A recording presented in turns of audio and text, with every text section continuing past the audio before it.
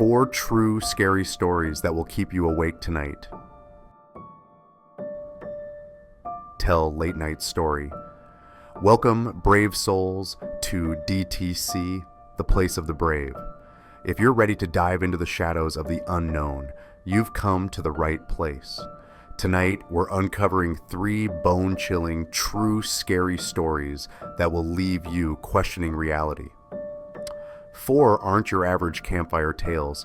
These are real accounts from people who experience the unexplainable, the terrifying, and the downright disturbing.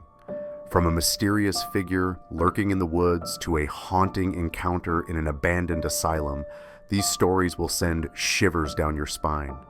So grab a blanket, turn off the lights, and prepare yourself, because once you hear these tales, there's no going back. Let's begin, if you dare. Story 1: The Terrifying Night Ride. I never thought that an ordinary night of work could turn into a nightmare. The city was swallowed by darkness, with deserted streets stretching under flickering streetlights.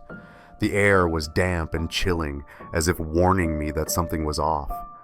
I always told myself that driving at night was just a job like any other, but tonight, something felt disturbingly wrong. There are moments in life that you never forget, those moments when the line between reality and nightmare is torn apart. And this is my story. I was a night shift driver. The job wasn't easy, but the tips were better, and I was accustomed to the eerie stillness of the city. But that night, the moment I accepted the ride, I knew something was wrong. The air inside my car became thick, an unnatural cold creeping in despite the windows being closed. The streetlights flickered in an unusual way, casting long, distorted shadows on the pavement. A chill ran down my spine as if someone was watching me from afar, even though there was no one else around except the suffocating darkness. The pickup location was at a convenience store, but when I arrived, the store was closed. There wasn't a soul in sight, except for one man standing under the dim light. He wore a tattered hoodie, his head lowered as if trying to hide his face. He didn't move, didn't check his phone like most riders. He just stood there, motionless. A strange sense of unease crept into my mind. I rolled down the window and asked, "Did you request a ride?" The man didn't respond immediately. He lifted his head slightly, revealing hollow, sunken eyes staring directly at me. After a long pause, he gave a slight nod and climbed into the back seat. The moment he sat down, an icy chill spread through my body. His breathing was heavy, as if he was suppressing something. I could hear the rustling of fabric as he shifted slightly, not in a relaxed manner, but as if he was preparing for something. It wasn't the weather, it was that unsettling feeling of having an eerie stranger sitting right behind me in such a confined space. I glanced at the rearview mirror. He wasn't sitting back comfortably like most passengers. He leaned forward slightly, his eyes locked onto me. That feeling, it was like he was studying my every move, a predator sizing up its prey. I tried to break the uncomfortable silence by turning on the radio, but the moment the music played, his voice, low and chilling, commanded, "Turn it off." I didn't argue, I just quietly shut it off. We drove in silence. I could still feel his gaze drilling into me. Then, out of nowhere, he spoke in a strange tone. "Have you ever picked up the wrong person?" My heart skipped a beat. I forced myself to respond calmly. "What do you mean?" He let out a soft chuckle, but it wasn't a normal laugh. It was distorted, devoid of any joy. "I mean, sometimes you think you're picking up a normal person, but then you realize they're not normal at all. Maybe they're running from something, or maybe they don't belong in this world." I didn't know what to say. My anxiety escalated with each passing second. He continued mumbling about his past, but his voice was too low for me to catch more than fragmented words. "Running, can't go back. They're looking, must not let them see." As we neared the destination, he suddenly screamed, "Wrong way! Stop the car!" His voice was so urgent that I had no choice but to slam the brakes and pull over. At that exact moment, a police car's headlights swept across us. My heart pounded against my chest. For a split second, I feared he would attack me, that I wouldn't make it out of the situation alive. I felt a brief moment of relief, but the man behind me reacted differently. He immediately ducked down, lying flat across the back seat, as if desperately avoiding being seen. I could hear his frantic breathing. The police car slowed down as it passed, but didn't stop. When it was gone, he slowly sat up, muttering something I couldn't make out. Then he locked eyes with me through the mirror, his stare empty, devoid of emotion. "You're lucky tonight." Without another word, he opened the door and stepped out. But before vanishing into the darkness, he paused for a second, turned back, and stared at me. "Next time, you might not be so lucky." His voice was barely above a whisper before he disappeared into the night. I sat frozen, gripping the steering wheel, feeling as though I had barely escaped a nightmare. But the nightmare wasn't over. A few days later, as I was scrolling through the morning news, a headline made my blood run cold. "Police seek armed robbery suspect still at large." The photo in the article was him, the same man I had driven that night. He wasn't just a suspect. He was a murderer, accused of killing a convenience store clerk right before I picked him up. I still don't know what would have happened if that police car hadn't passed by at that exact moment. Would I have ended up as another victim on the news? Or was I simply lucky? But is luck really everything? Sometimes I wonder, was there something protecting me that night, or was it merely delaying the inevitable? And perhaps I was luckier than I realized. But was it really just luck? Or is there something greater controlling our fate? This makes me wonder, how many times in life have we unknowingly escaped danger? Have you ever had a bad feeling that later turned out to save you from harm? I once heard a friend tell a story about how he stopped at the last second before picking up a strange passenger, only to find out later that the man was a wanted criminal. If you were in my situation, would you have listened to your instincts? Or would you have ignored them? Share your thoughts with me, because sometimes a single wrong decision can change your life forever. Do you dare to listen to the dark? If tonight's tale gave you chills, let us know your thoughts in the comments.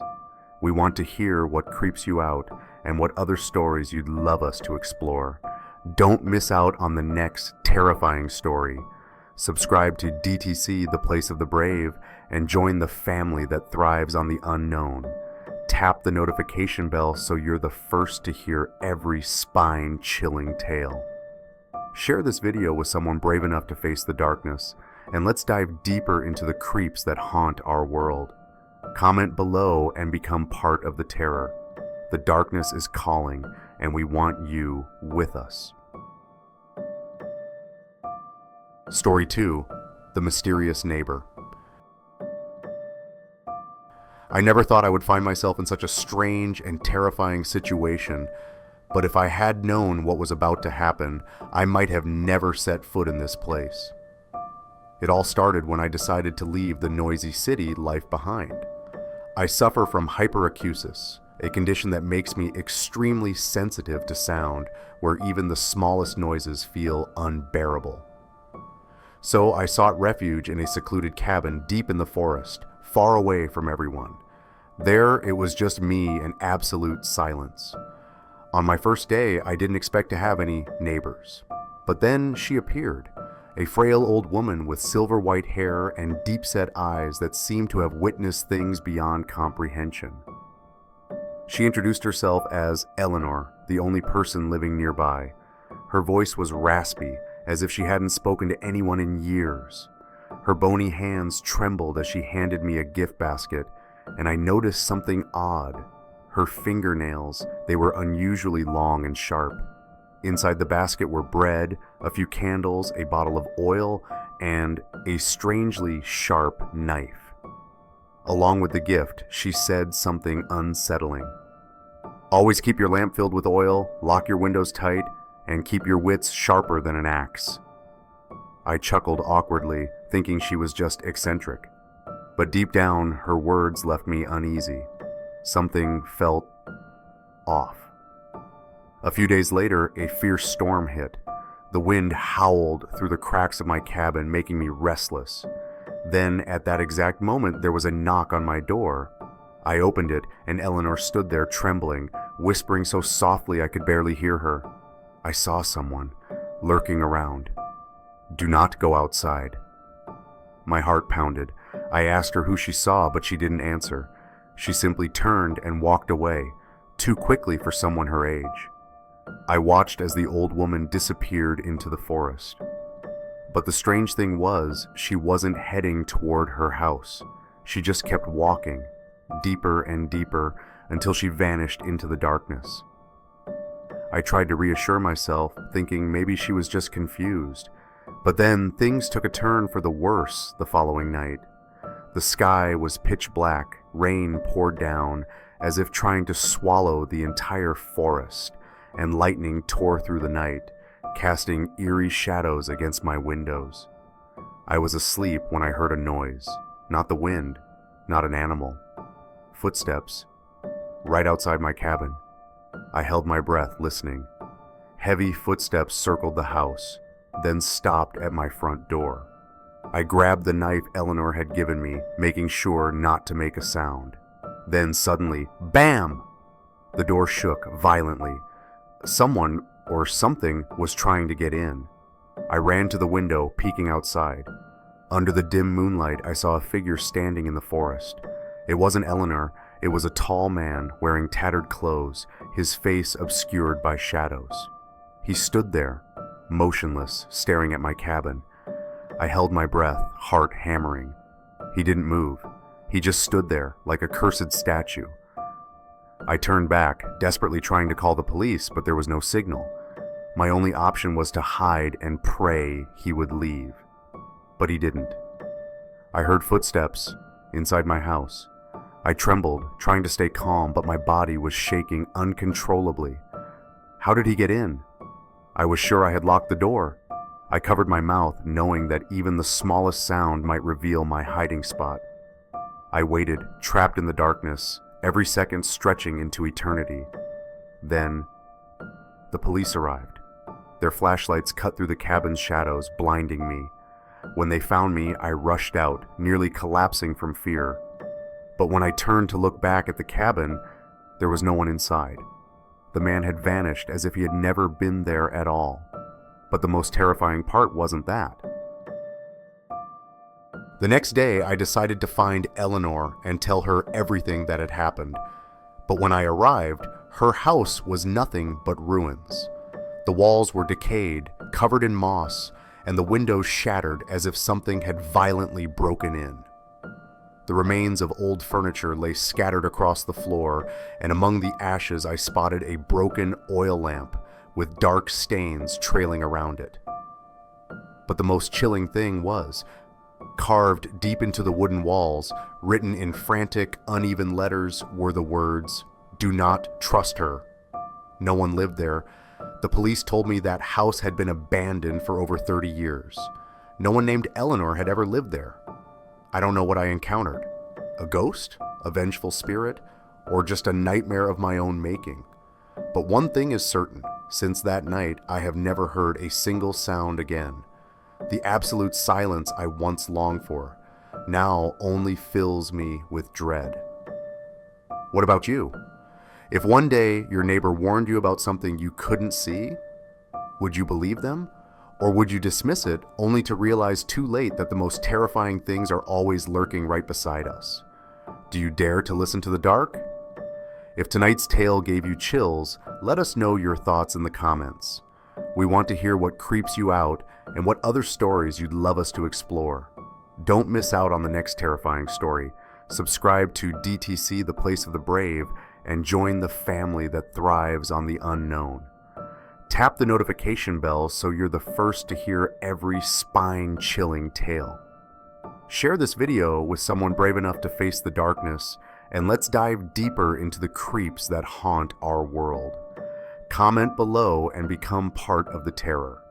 The darkness is calling, and we want you with us. Story 3: The Mysterious Passenger. I am Jake, a nighttime Uber driver in New York City, and the story I'm about to tell still haunts me every time I think about it. It was a drizzly night, the streets eerily quiet. I had just finished a ride on the outskirts when I received a request to pick up a passenger from a narrow alley in Brooklyn. The GPS guided me to a desolate area where the dim streetlights barely penetrated the surrounding darkness. I should have never accepted this ride. I pulled up at the alley entrance and waited. No one was there. I looked around. The old brick walls were covered in moss, and rusted metal doors remained shut like silent mouths. I was about to cancel the ride when, from the shadows, a man emerged. He wore a long coat and a hat pulled low over his face. He said nothing, just quietly opened the door and sat in the back seat. The first thing I felt? Cold. A biting cold that made the car's interior feel like a refrigerator. Even though it wasn't particularly cold outside, the atmosphere inside the car dropped several degrees. I cleared my throat and asked where he wanted to go. He slowly raised a finger and pointed forward, his voice hoarse and unsettling. "Just drive. The time has come."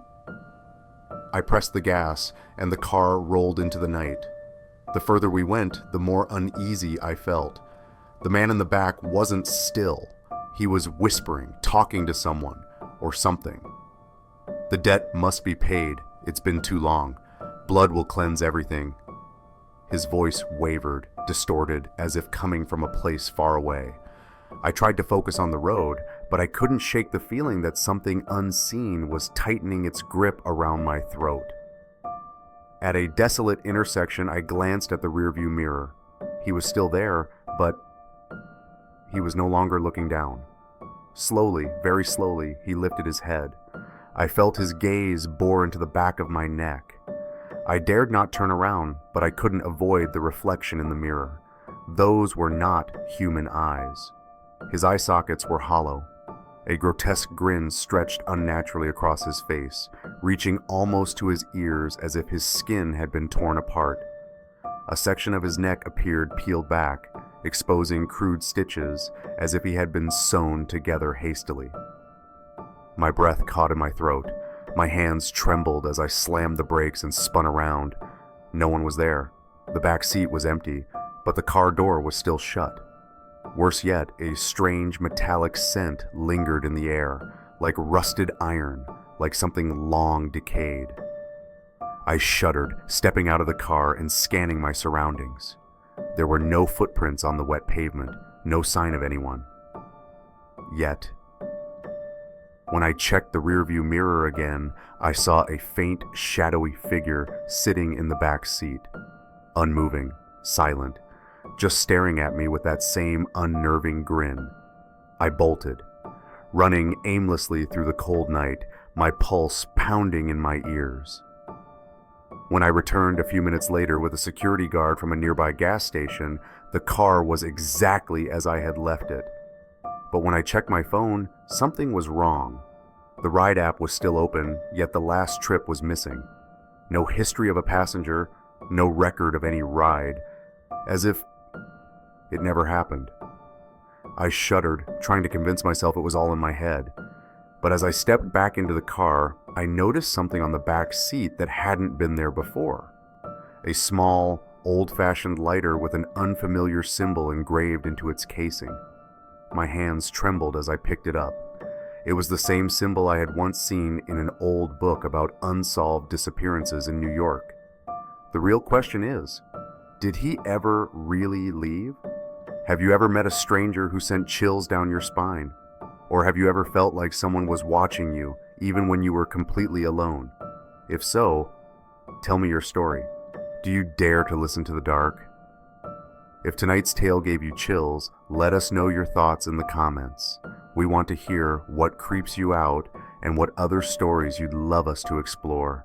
Don't miss out on the next terrifying story. Subscribe to DTC The Place of the Brave and join the family that thrives on the unknown. Tap the notification bell so you're the first to hear every spine-chilling tale. share this video with someone brave enough to face the darkness, and let's dive deeper into the creeps that haunt our world. Comment below and become part of the terror.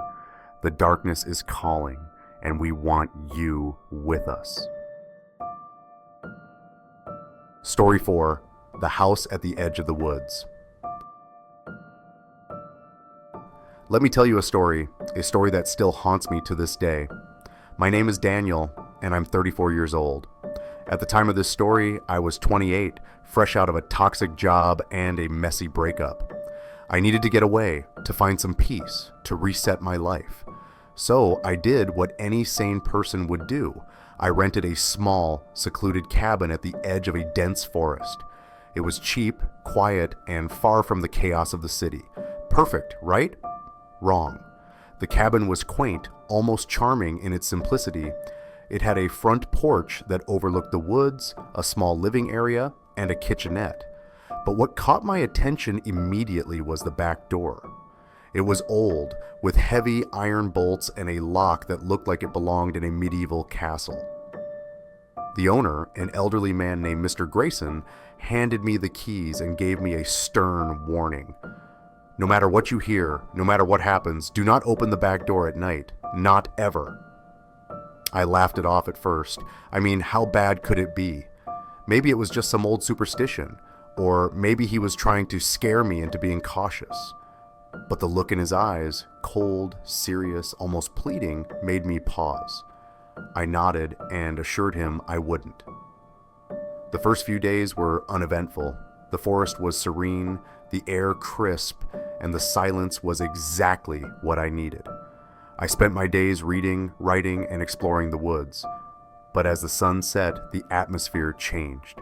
The woods seemed to close in, the shadows grew longer, and the silence became oppressive. I started to feel like I was being watched, though I couldn't see anyone. Then, on the fourth night, it happened. I was lying in bed, trying to fall asleep, when I heard it. A soft, hesitant knock on the back door. My heart skipped a beat. I froze, straining to listen. The knock came again, louder this time. I remembered Mr. Grayson's warning and stayed put. But the knocking didn't stop. It grew more urgent, more desperate. I couldn't help myself. I crept out of bed and tiptoed to the back door.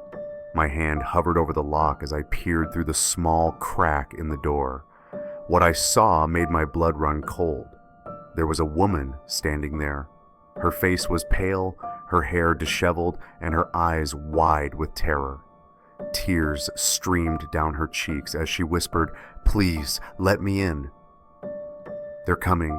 They're coming for me. I wanted to help her. Every instinct in my body screamed to open the door. But Mr. Grayson's words echoed in my mind. Do not open the back door at night. I hesitated, my hand trembling. The woman's pleading turned into sobs and then into screams. "Please, you have to let me in. They're here." I slammed the bolt shut and backed away, my heart pounding. The knocking turned into pounding and then into something worse, scraping, clawing, like nails dragging across the wood. A deep, guttural growl echoed through the air, and suddenly the woman's voice changed.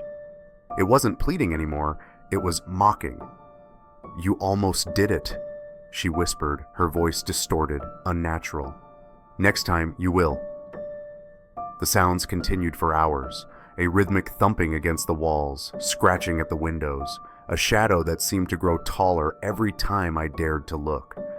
I curled up in a corner, clutching a kitchen knife, willing the sun to rise. When morning came, the noise had ceased. I opened the back door cautiously, half expecting to find the woman's body lying there. But there was nothing. No footprints, no signs of struggle, nothing. Just the eerie stillness of the forest. I drove to Mr. Grayson's house later that day and told him what had happened. His face turned ashen and he simply said, "You did the right thing. She wasn't one of us." I didn't ask what he meant. I didn't want to know.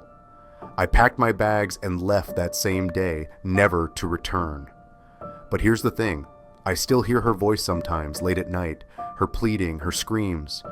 And I can't help but wonder, what would have happened if I had opened that door? Weeks later, I received an envelope with no return address. Inside was a photograph of my cabin, but in the background, peering out from behind the trees, was a shadowy figure with glowing eyes. And on the back of the photo, written in shaky handwriting, were the words, "Next time, you will." So I'll leave you with this. Have you ever been in a situation where you felt like you were being watched? Like something was just off? What would you have done if you were in my place? Would you have opened the door? Let me know in the comments, and remember, some doors are better left closed. This story is part of our terrifying true Pit Stop Horror Stories series. If you have a chilling tale to share, send it our way. You might just hear it on the next episode. As the darkness deepens and the stories grow more unsettling, we venture deeper into the unknown together. Each chilling tale brings us closer to the eerie truths lurking just beyond the veil of reality. The terror doesn't stop here, it only gets worse. Subscribe to DTC, The Place of the Brave now, and stay on the edge of your seat. You won't want to miss what's lurking in the shadows next. Hit that notification bell and prepare for the next terrifying chapter. Remember, in the world of DTC, the Place of the Brave are always waiting, and they never rest. Good luck sleeping tonight.